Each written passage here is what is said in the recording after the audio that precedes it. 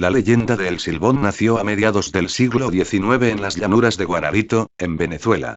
Después la leyenda migró a los llanos y hoy en día inclusive se la encuentra en ciertas zonas de la llanura colombiana. Muchos son los habitantes de los llanos que dicen haberlo visto. Estas apariciones son más frecuentes en verano, cuando las tierras arden y se presentan intensas sequías. El Silbón se sienta en los troncos de los árboles y recoge polvo en sus manos.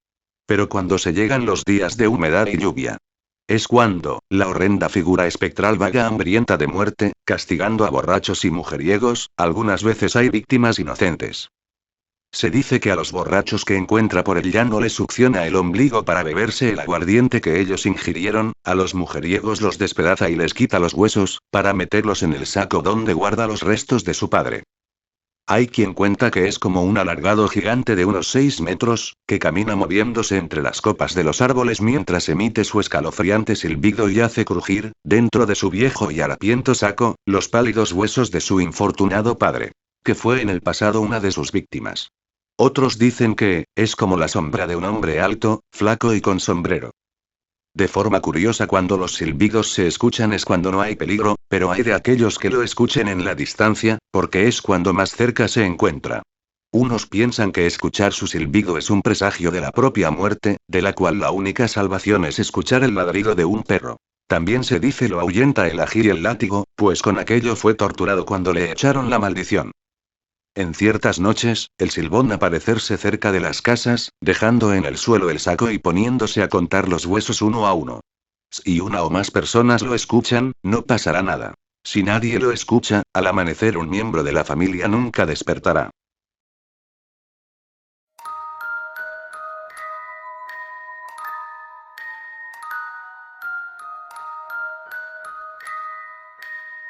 Cuando se admite a alguien en un hospital, se le coloca un brazalete de plástico blanco con su nombre y datos impresos en él. Existen otros colores de brazaletes, y cada uno tiene su significado. Los brazaletes rojos, por ejemplo, se le colocan solo a la gente ya fallecida. Un experimentado cirujano del hospital había terminado su turno y estaba listo para retirarse a casa a descansar. El turno de noche era de por sí pesado y además recién había terminado de operar a un paciente, y se sentía muy cansado. Casi arrastrando los pasos se disponía a bajar al estacionamiento, pues estaba en el 4.º piso. El elevador estaba tardando, así que se recargó en la pared mientras esperaba, pues ir por las escaleras no le parecía muy buena idea en ese momento. Al finalizar su espera se metió al elevador con rapidez, y un enorme gusto. Se recargó de nuevo en la pared después de darle las buenas noches a una joven que venía ya en la cabina. Estando los dos solos, él continuó la plática de forma casual a la señorita mientras el elevador bajaba. De pronto el elevador se detuvo en un piso, las puertas se abrieron y una mujer quiso subir con ellos, pero el doctor rápidamente presionó el botón para cerrar las puertas y al azar cualquier otro que los llevaba hasta el último piso. La chica que lo acompañaba se sorprendió demasiado, y no perdió tiempo para expresar su desacuerdo, diciendo que eso había sido bastante grosero, y con una mueca de desaprobación le preguntó, ¿por qué le cerró la puerta a aquella mujer? El médico, con la cara muy pálida y las manos temblorosas, contestó: es la mujer que acabo de operar, por desgracia murió en la sala de operaciones. ¿No vio usted el brazalete rojo que llevaba puesto? La joven le sonrió mientras alzaba la mano diciendo: ¿uno igual a este?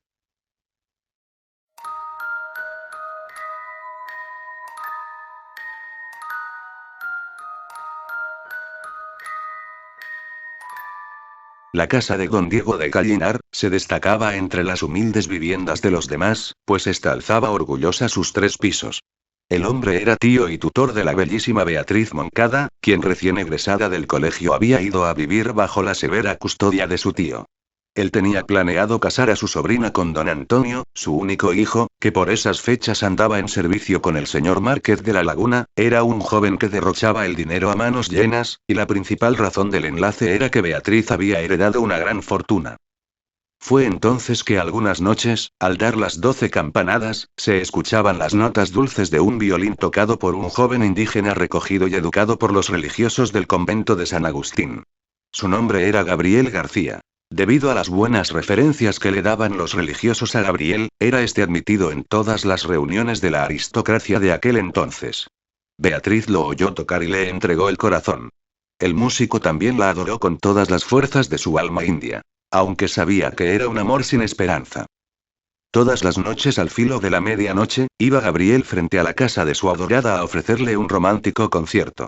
Y Beatriz burlaba la vigilancia para tener oportunidad de escucharlo más de cerca.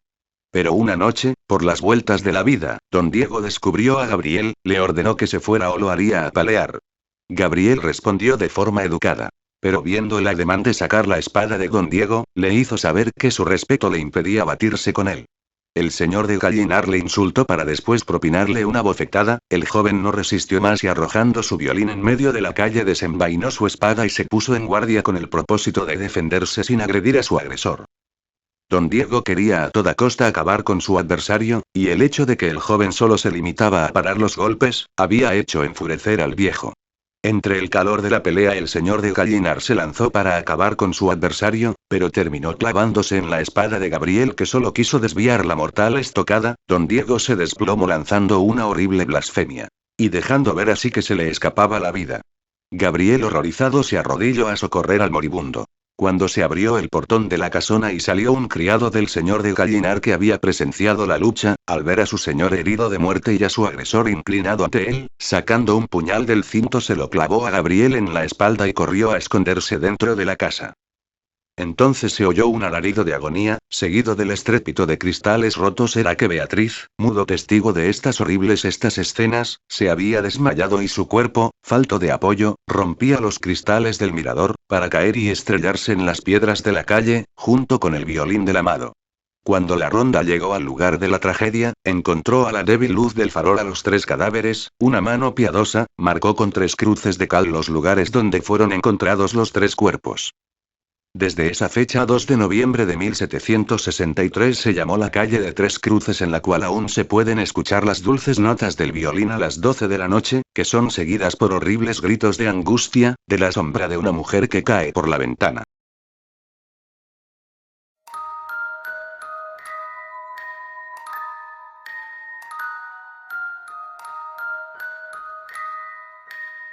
Una chica llega a altas horas de la noche a la residencia de estudiantes donde vive, se ha quedado hasta tarde con unas amigas y cuando llega de dormir son más de las 3.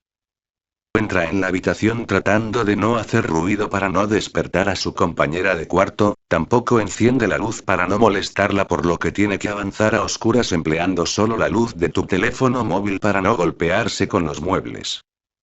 Cuando se mete en la cama empieza a oír unos quejidos ahogados. La chica se queda en silencio para escuchar mejor. El sonido es como pequeños grititos ahogados o quejidos sin fuerza. Se imagina que su compañera se habrá traído a su novio al cuarto y estarán teniendo una noche apasionada. Le sorprende que no colgara una prenda de ropa en la puerta como acostumbran a hacer como señal de que tienen visitas. Pero está demasiado cansada para levantarse y buscar otro sitio donde dormir.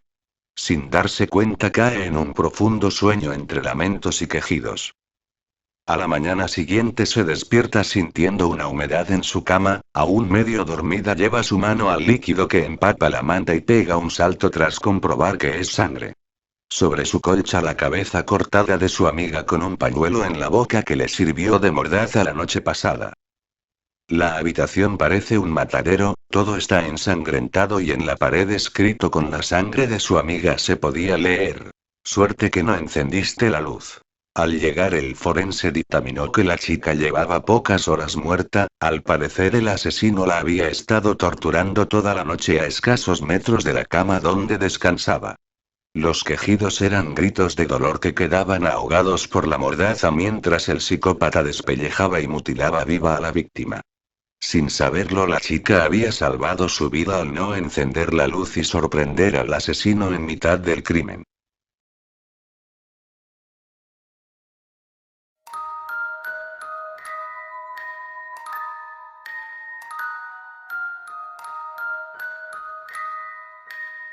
Aun con el miedo que Raúl le tenía a los hospitales, se vio en la necesidad de ser internado tras una intervención quirúrgica.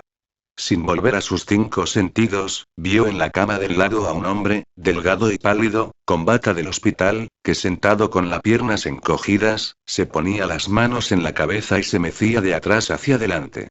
Cada vez que despertaba veía lo mismo, hasta que por fin recuperó la conciencia en su totalidad, se dio cuenta que no había nadie en la cama junto a él. Por la noche mientras dormía, fue despertado por un brusco jalón en su línea del suero, que por la violencia con que fue retirado le abrió una herida con la aguja. Volteó hacia los lados en busca de alguna causa, pero no había nada aparente que le hubiera provocado tal daño. Cuando la enfermera vino a atenderle, fue acusado de haberse hecho daño él mismo y reprendido mientras le colocaba el suero en la otra mano. Después trató de dormir de nuevo, pero con cierta desconfianza, sentía un escalofrío que le recorría el cuerpo cada vez que le daba la espalda a la cama de al lado, se sentía observado e incómodo. Volteaba de reojo cada vez que tenía oportunidad y cualquier ruido lo alteraba. Al siguiente día le dieron la noticia de que podría retirarse en 48 horas como máximo, así que trató de pasar el mayor tiempo posible dormido, para que la espera le pareciera menos.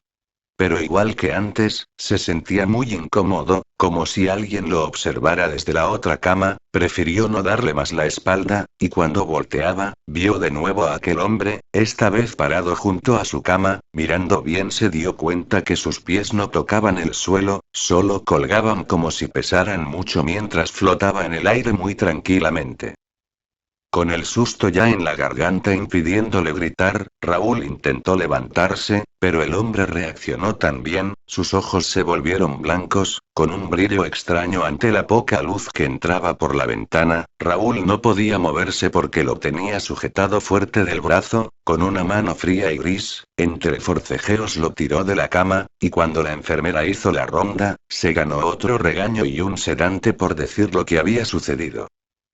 Cuando la enfermera platicaba con las demás en su turno, dijo lo que el señor le había contado. De inmediato las otras dos enfermeras se levantaron, corrieron hasta la cama de Raúl y lo movieron de lugar, mientras le contaban a su compañera de reciente ingreso, que en la cama 33 había muerto un hombre que tiempo después empezó a aparecerse, molestando a los enfermos, hasta el punto de haberles arrebatado la vida a algunos.